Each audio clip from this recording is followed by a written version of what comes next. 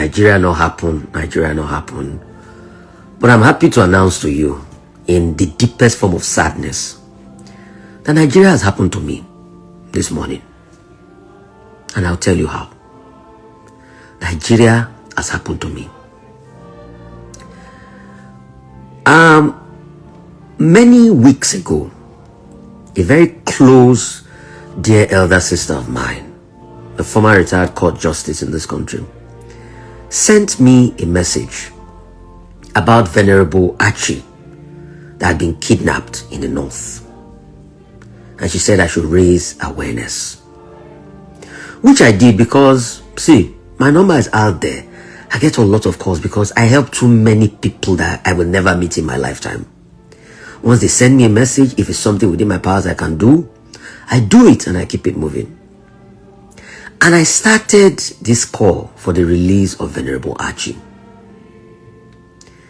which I mentioned. If you go and check through my tapes on television, I mentioned the story of Venerable Archie.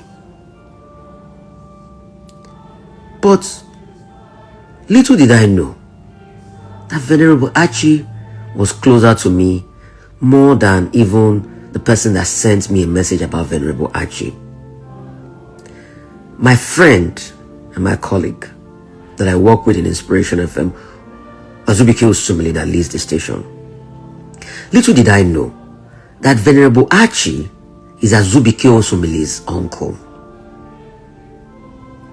I was just checking Twitter after I woke up this morning and I saw the message and I reached out to Azubike Osumili.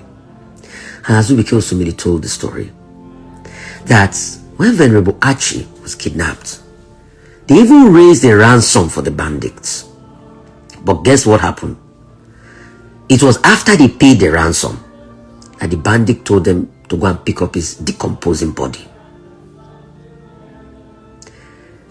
In my conversation with him, Venerable Archie was killed for his faith, pure and simple.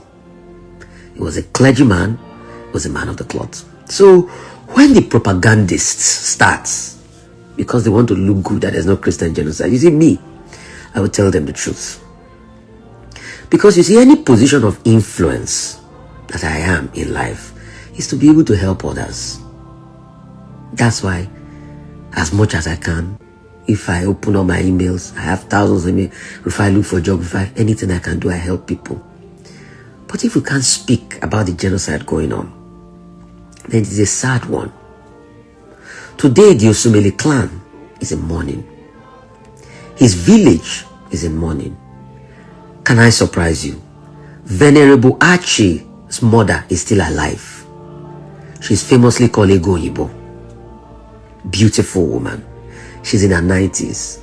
Nobody till now has been able to tell Venerable Archie's mother that her son is in his 60s, was kidnapped and died. And they killed him.